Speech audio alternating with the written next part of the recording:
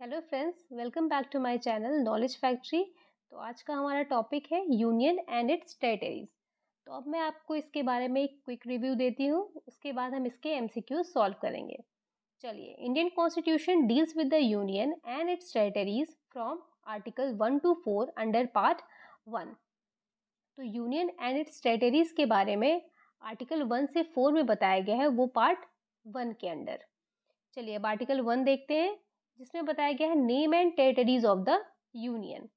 Article 2, admission और establishment of new states, मतलब आप किसी भी न्यू स्टेट्स को स्टेब्लिश कर सकते हैं या उसको एडमिट कर सकते हैं।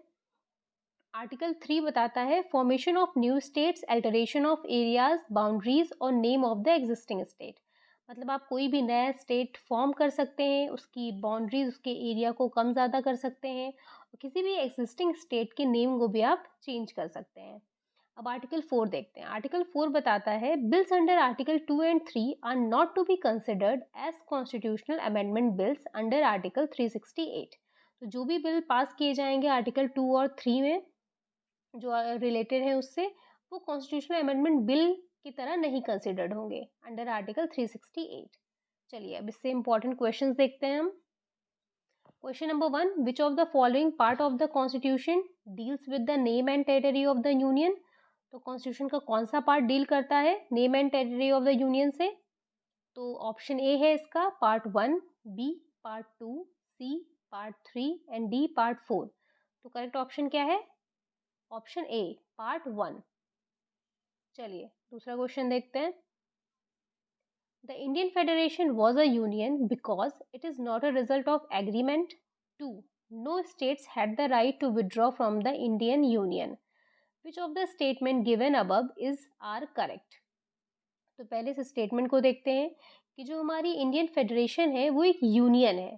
तो वो एक यूनियन क्यों है? Because it is not a result of agreement. जैसे कि यूएसए में जो भी स्टेट्स थे उन्होंने एग्रीमेंट साइन किया, तो जिसके तहत उन्होंने एक कंट्री बनाई सारे स्टेट्स ने मिल के।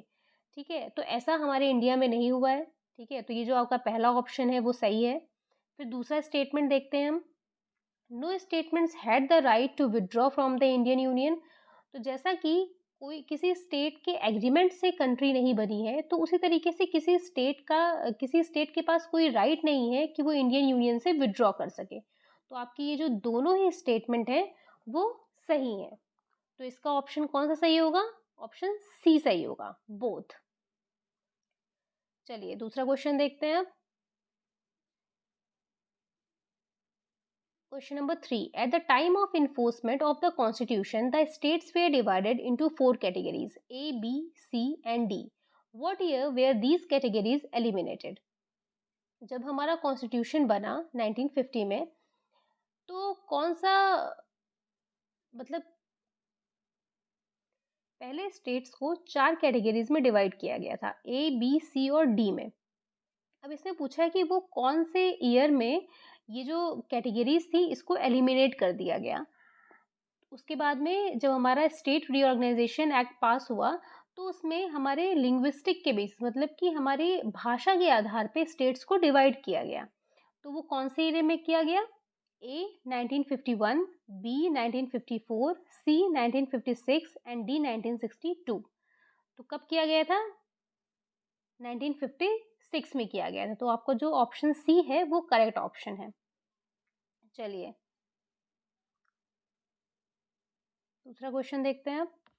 Who can create a new states by segregating an area from a state or by combining 2 or more states or by merging a territory with a state?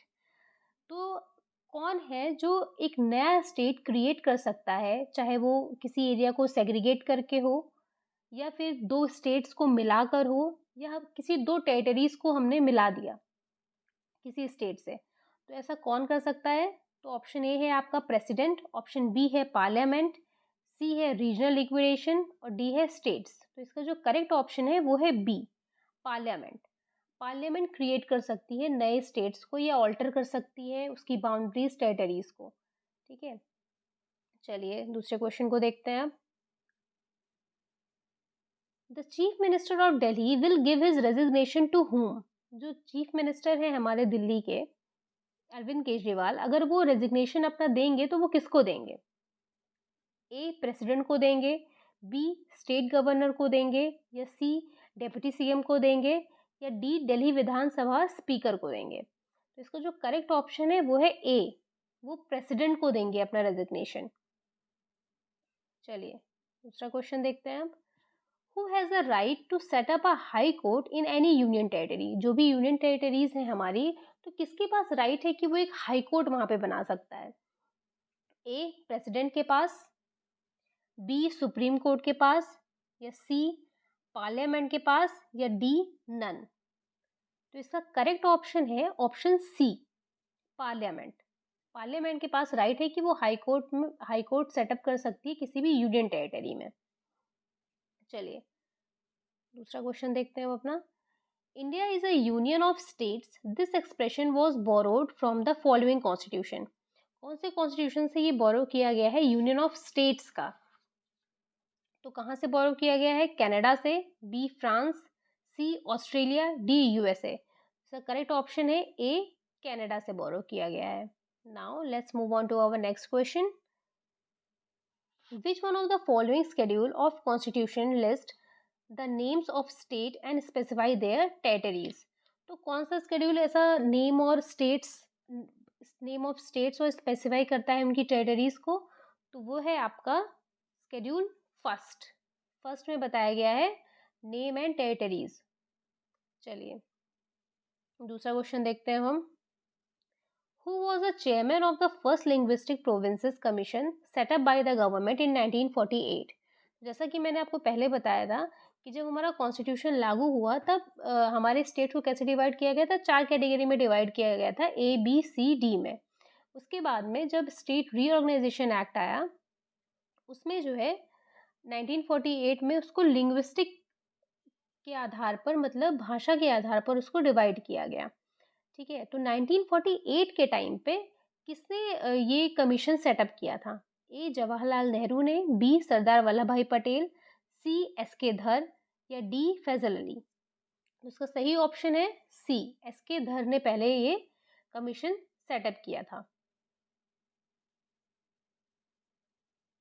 With the reorganisation of the states in 1956 there are, जब हमारा reorganisation हुआ states का 1956 में, जबकि ये linguistic के आधार पर जो है हमारे स्टेट्स डिवाइड हो चुके थे under commission Fazal Ali commission के अंडर। ठीक है, 1956 में। तो उस टाइम पे हमारे पास हमारे कंट्री में कितने स्टेट्स और कितने यूटीज थे? A 17 states and 6 UTs, UTs मतलब union territories, and B 17 states and 9 UTs, C 14 states and 6 UTs, D 15 states या 9 यूटीज? तो इसका सही ऑप्शन है option C, 14 states and 6 UTs. चलिए अब हम लास्ट देखते हैं।